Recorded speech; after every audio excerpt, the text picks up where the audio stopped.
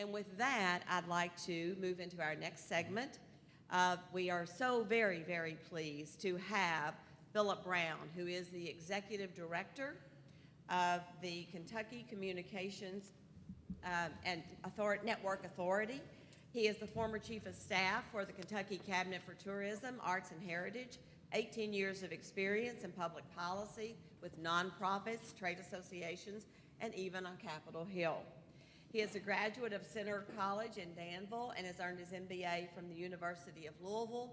And in my opinion, he has one of the most difficult jobs in the Commonwealth of Kentucky. Please give a warm welcome to Phillip Brown and have your questions ready for him when he's finished. Thank you, Phillip. Thank you, Hilda, for that warm welcome. So good morning. I wanted to thank SOAR for inviting KCNA today to participate in today's discussion on how communities can reap the greatest reward possible from broadband access, adoption, and use. And I'd also like to say thank you as well for the Center for Rural Development for hosting us today, and to Lonnie Lawson, who is a member of my board, as well as Larry Combs. As Hilda said, my name is Phillip Brown, and for the first 15 months of my state service, I was with the Cabinet for Tourism, Arts and Heritage. I know that tourism is a focus area for SOAR as well, and it should be, because tourism had a $14.5 billion impact economically on the Commonwealth in 2016. At least $1.6 billion of that was here in Eastern Kentucky. And the potential for growing that is so much more. And the reason I'm talking about tourism at a broadband workshop is because broadband has got to be here to entice tourists to spend lengths of time in Appalachia. The Tourism, Arts, and Heritage Cabinet has the Department of Parks as one of its agencies. And the #1 customer complaint across the Commonwealth when it comes to state parks is lack of broadband. And the fact is, people aren't going to come and spend a week at a state park if their phone doesn't work, if their kids can't watch Netflix or YouTube at night. And so we have to give people what they want. We have to make the rooms nicer. We have to make the facilities nicer. I have to give credit to the governor in the 2016 legislative session. He led an effort to put more money into the state park system than the state had done in the previous 10 years. Prior to 2016, 7 out of 10 years, the General Assembly found no money for deferred maintenance. That left the park system with $240 million in deferred maintenance across the system. It's relevant again today because that's another area where public-private partnerships are going to be critical to bringing that capital in to make needed investments in our infrastructure. The same with broadband. And I have a few slides. I want to make a promise to you right now and an apology. The promise is I'm not going to read these slides to you. I'm going to apologize because you've got a speaker who has got a face for radio and a voice for silent movies. So just bear with me. You know, I really appreciated Hilda's slide about the Internet of Things. I was going to make that point. You know, in January every year, the Consumer Electronics Show takes place in Las Vegas. It's one of the biggest conventions, trade shows in the world. And Las Vegas is one of the only places that can take it because of the amount of floor space that's needed. They literally have city buses taking people from site to site. And in the last 2 years, the focus on the Internet of Things has been on the Internet of Things. You know, I like to say it's everything from your car to your coffee maker is connected to the network. And in between, you've got your fridge, and you've got your utility meter, you've got your gas meter, your electric meter. All that stuff needs a robust middle-mile network to carry the traffic. Wireless networks require a middle-mile fiber network to carry the traffic. And I know that a lot of you are industry professionals, and so you know that.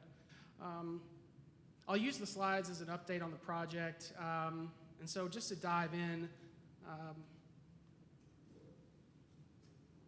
we were talking a little bit, or Larry was talking about broadband and speeds. I think it's interesting to note and remember that in 2007, the definition for broadband, which keep in mind is shorthand for high-speed internet.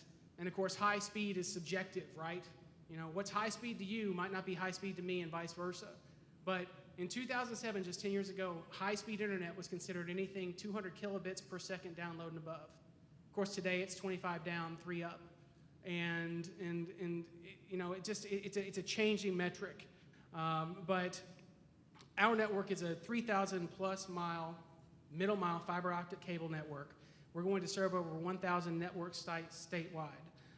That includes, most, if not all, of state agencies. Approximately 85% of the fiber is going to be installed primarily on existing poles. 15% is going to be installed in conduit underground. And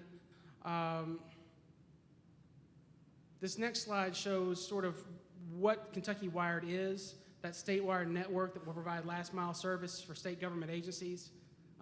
It's an open access network, so any ISP is going to be able to connect equipment to the middle mile and build from there.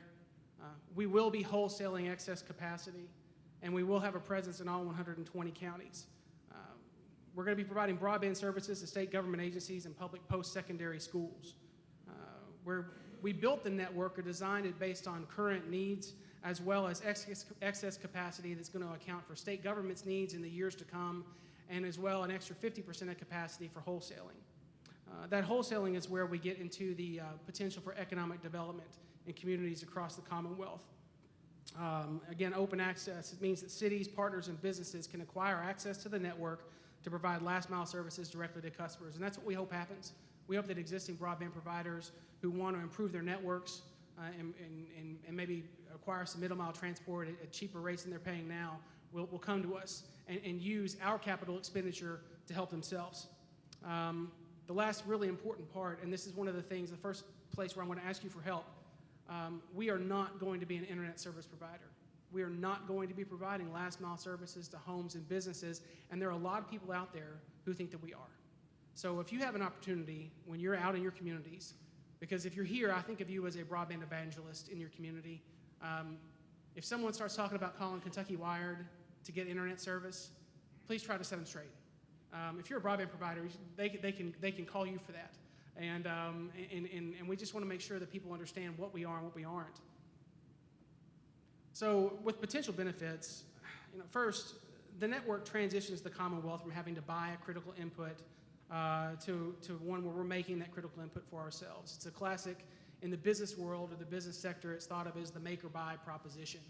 And when a company is making a product and it has a necessary input, something that's absolutely vital to the product they're making, and of course the product of the Commonwealth of Kentucky is services to our taxpayers, our citizens, our residents. For a while, most companies are content to buy that critical input from a third party, but ultimately a lot of companies make the decision they want to control that input. The Commonwealth made that decision back in 2014 when it began the project. We're going to be providing broadband service to ourselves.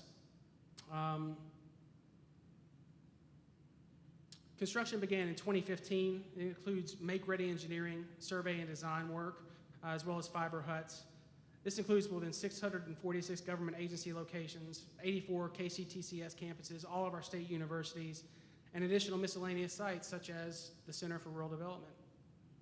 Because we're building excess capacity, we'll have fiber strands available to lease dark or lit fiber services, and that's where improved last mile networks become a reality.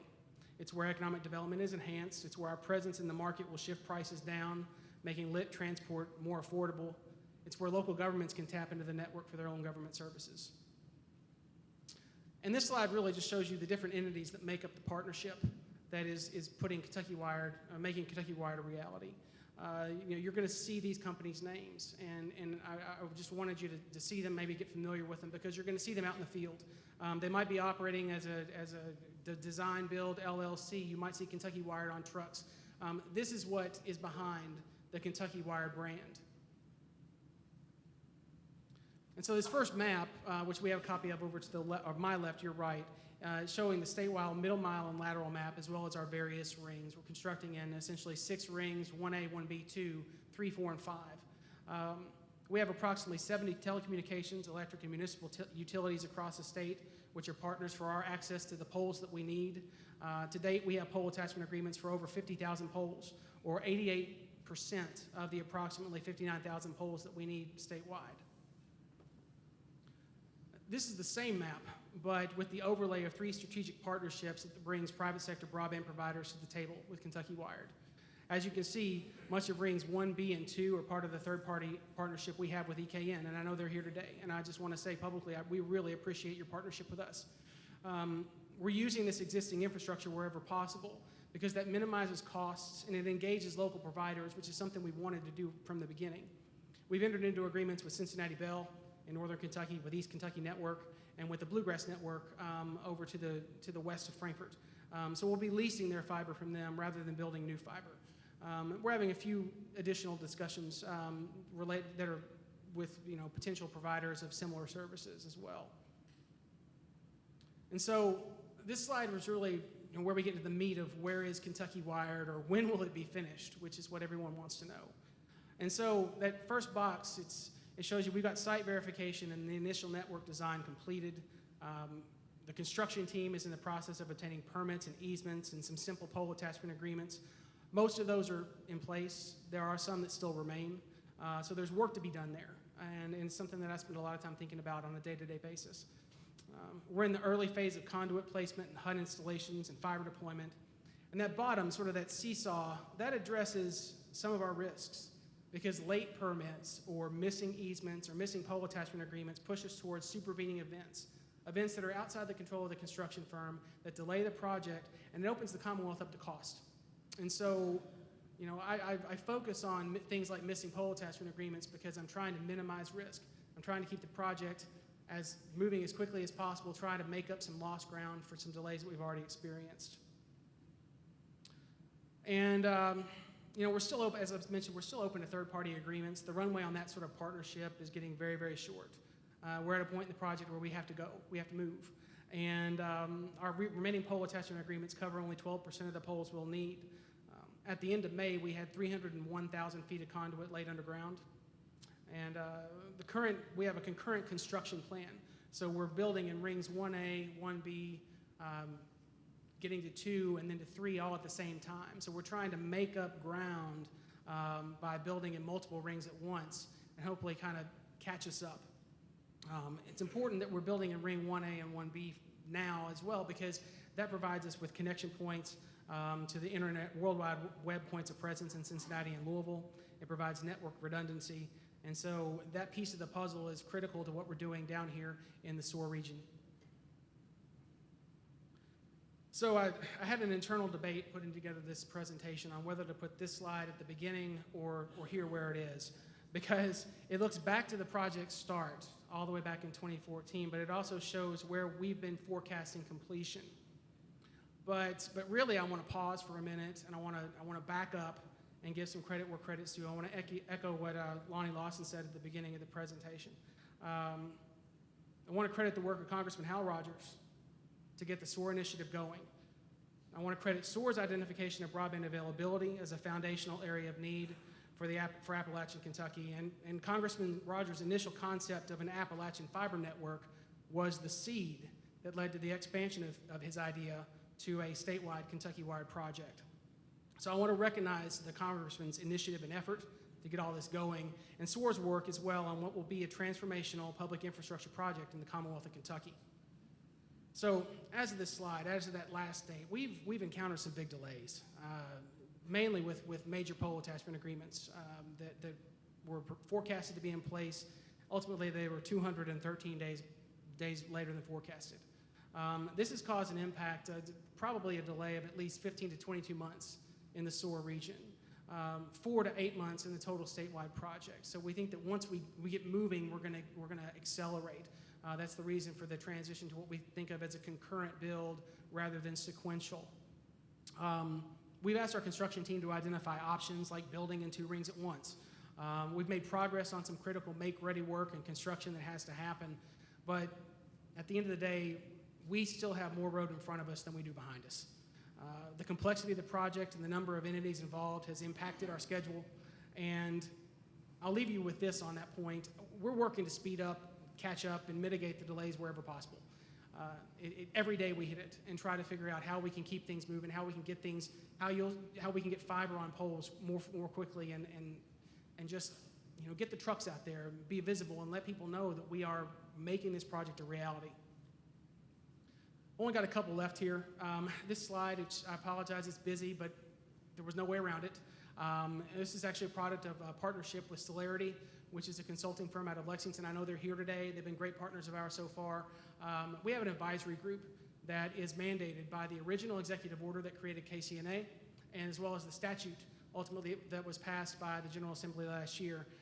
The key takeaway is that this is an avenue of input for our stakeholders, so I hope that you'll all stay tuned as we populate the group and get it working and meeting and communicating with us about where we need to go and what we need to focus on. So, how can you help?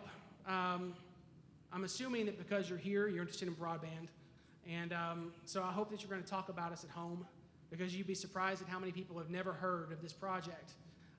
You're going to see people, and they're already out there looking for easements. One of the things we need, there's quite a few easements we need from private property owners. Really, it's just permission to hang another piece of fiber in between two telephone poles that are already there. So it's a very simple thing. But this is a major part of the project, and I hope that as you talk to people in your communities, you let them know, hey, if someone knocks on your door and says they're with Kentucky Wired and they're looking for an easement, it's okay to tell them yes. And it helps the state, and it's going to help our community, and you need to grant that easement.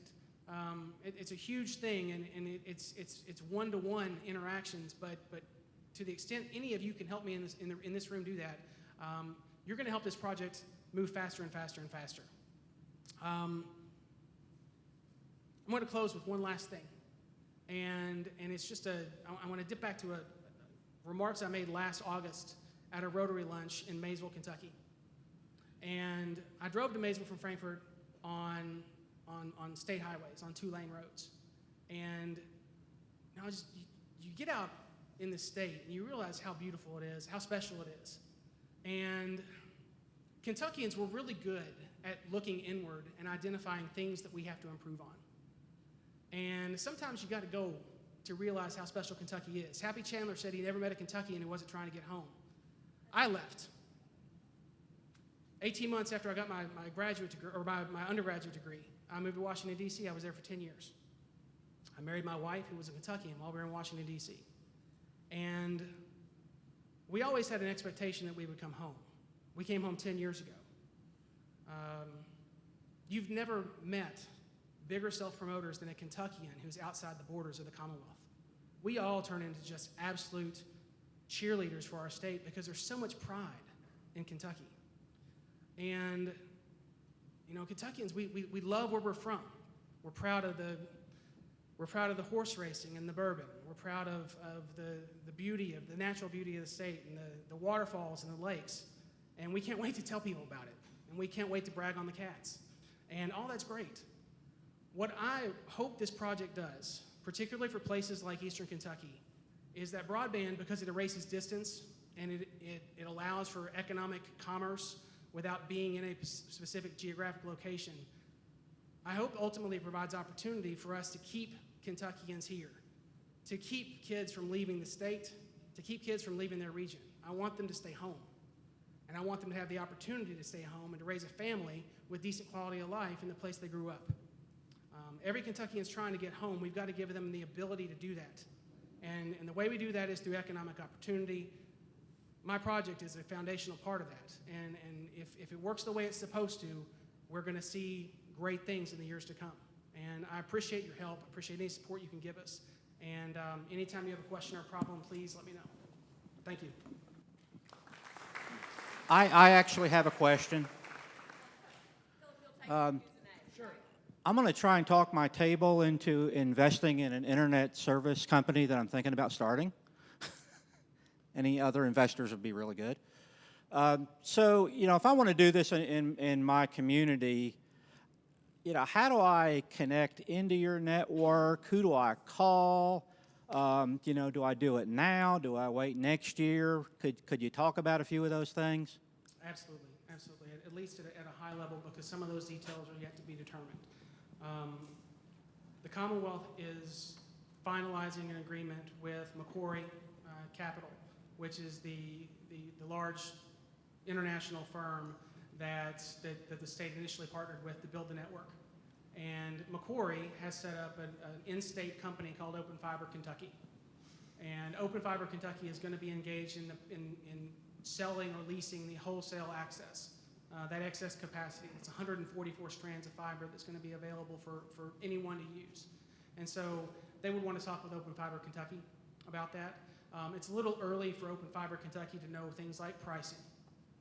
So, there's some questions that they can't answer, but they would be happy to talk to anyone today about what is going to be possible in 2 years or so. Yes, a question. Can you speak to the last mile provider with regard to the pole rental fees? Will that be involved? And what's it look like going from there to the house or business? Who pays that? How's that work? We are actually paying those pole attachment fees. And so with every pole attachment agreement we've entered into, we've negotiated that rate. And so Kentucky Wired will pay those fees on an ongoing basis for the 30-year life of the project. I have a question about the current plan to connect state agencies and buildings in the state. In our community, I know we've got a state park and several state agencies. In the maps I've seen so far, the state park isn't shown to be connected. So is there some outliers, some state agencies that aren't going to be a part of the initial middle mile? There are. Okay. And when the project was first envisioned, the concept was I think there were 2,200 total sites. That included all the state parks. It's a great example. Because I had a conversation with KCNA before I came to the agency about getting parks connected. And ultimately, to make the financing work on this initial phase of the project, we had to drop the number of sites to about 1,100. And the idea is we're going to come back around on a refresh, and once some revenue from state agencies and the wholesaling activity is coming in, we're going to have some more resources to connect the remaining parts of state government. I guess a follow-up to that would, we were looking at possibly trying to initiate a last mile to some of those sites that are kind of along the path of where we want to be anyway. So if we were to do that, is that something a local agency, like, I represent a local city, could we provide service to a state agency that's not currently part of this first round, or is that too early to tell? You could, yes. Okay. There's nothing. I'm not sure what the future holds as far as connecting those locations. Some of them might never connect to the middle mile network, but ultimately they might. It's going to depend. We're always again open to partnerships and agreements and things. So we should have a conversation. Is the concept that this agency is going to lease dark fiber and the people who contract with them control the electronics on both ends, or are they delivering out the end of their electronics at our consumption end, and then we have no control over, well, we'd like to have more bandwidth on that fiber so we can increase our electronics? And also, because if you're on the open market in a place like Cincinnati, you have more ability to find a better rate than if one guy shows up with a fiber and says, well, here it is, and this is what I charge. Right. I'm a big believer in saying I don't know when I don't know. So on that dark fiber question, let me check on that and get back with you.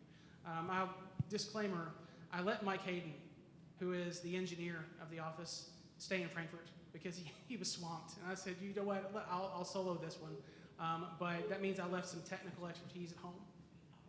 And so let me look into that for you. I may have a few questions here, but as far as it benefiting Wayne County, you're just saying it's going to be able to connect to the schools, maybe the city hall or the county government? That's right. The idea is we're building laterals into the population center to a termination node in every county. And so then city government could come to us and connect to the laterals. So I'm actually representing two things. City county government owns the cable operation in Monticello. So are we going to lose that business as a cable operator? And is the courthouse and so on, people like that, going to get free service? Not necessarily, no. Okay. So what's it going to benefit cable operators? What's the cost of this project? Total cost of the project was $324.4 million. And it's over 3,000 miles. miles. And fiber is around $2 a foot. So you're looking at about $10,000 a mile. That's about $32,000, $32 million. Labor's probably going to run you you're going to be labor and materials somewhere around $50 million.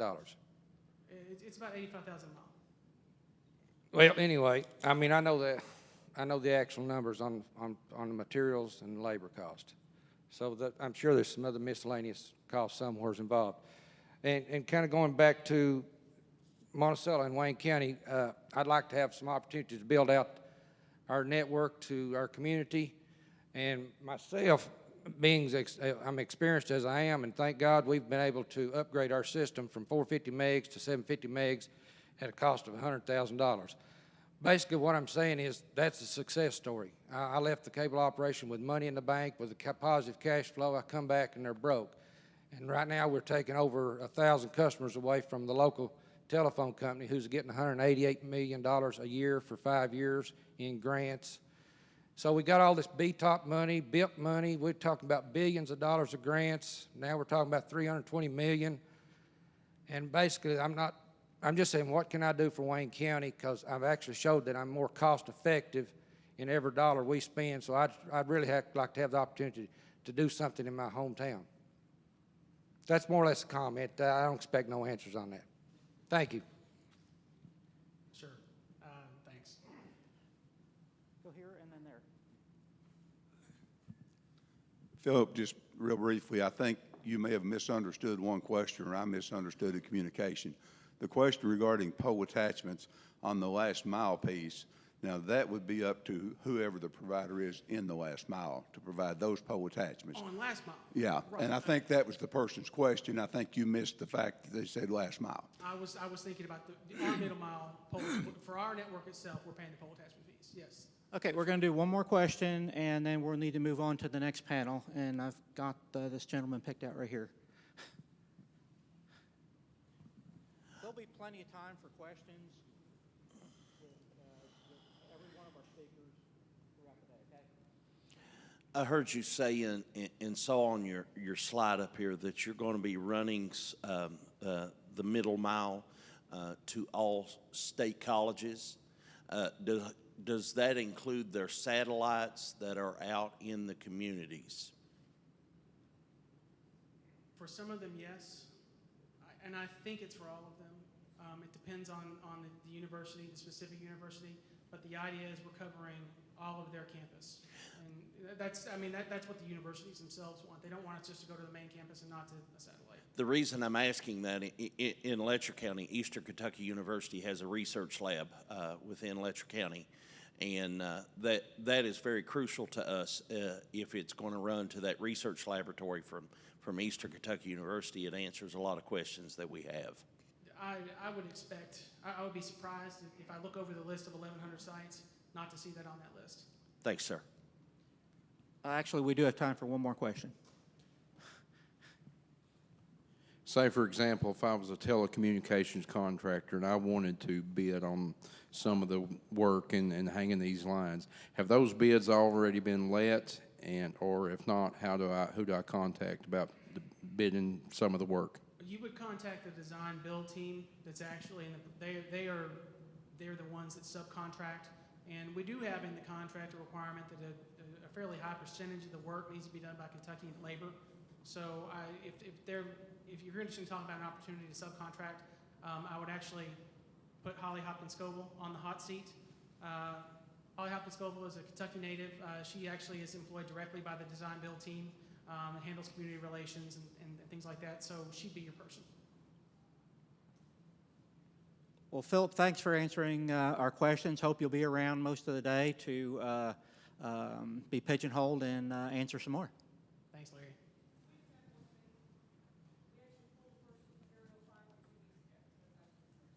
Wait for the microphone, Holly. Wait for the microphone.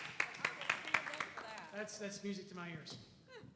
I just want to say that we actually pulled the first aerial fiber 2 weeks ago, so it has begun.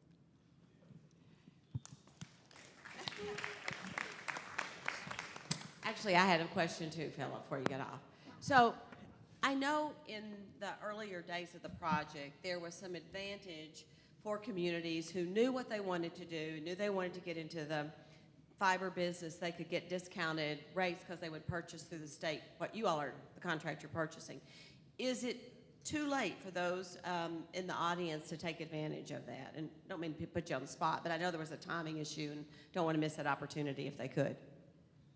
Yeah, we've worked with 6 or 7 communities across the Commonwealth that wanted to essentially have us add 144 strands of fiber.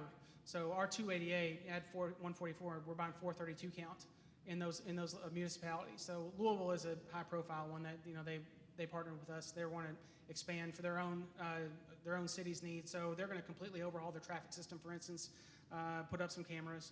City of Lexington is involved in the same thing in a few smaller cities, mostly in this part of the state.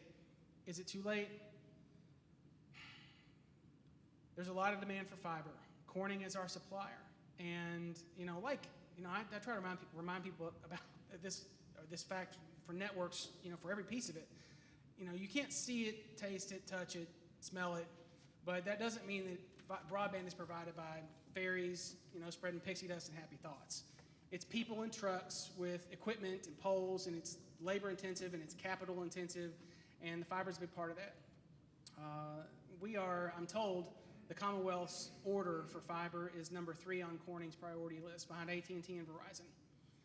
But there is a lead time, and so in order for us to order the fiber, if a city wanted to have us order 432 coming through the city area, we really needed to know 3 weeks ago. But we're open to trying. If a city wanted to do that, we're open to seeing if it's possible, because it's just the incremental cost of the extra fiber. It's the cheapest way for a city to buy its own fiber you'll ever have, because our crews are already going to be there. The thing is, though, I can't hold back a construction crew while we wait for fiber to come in because we made an order that is delayed because Corning is swamped. So if you're interested in that, please contact my office, contact Mike Hayden in my office today, and we'll see what we can do. But I can't make any promises. Thank you. That's all I need to know. Give Phillip a very big round of applause. Thank you very much for being here today. And he'll be around for your questions as well later on, and thanks for participating.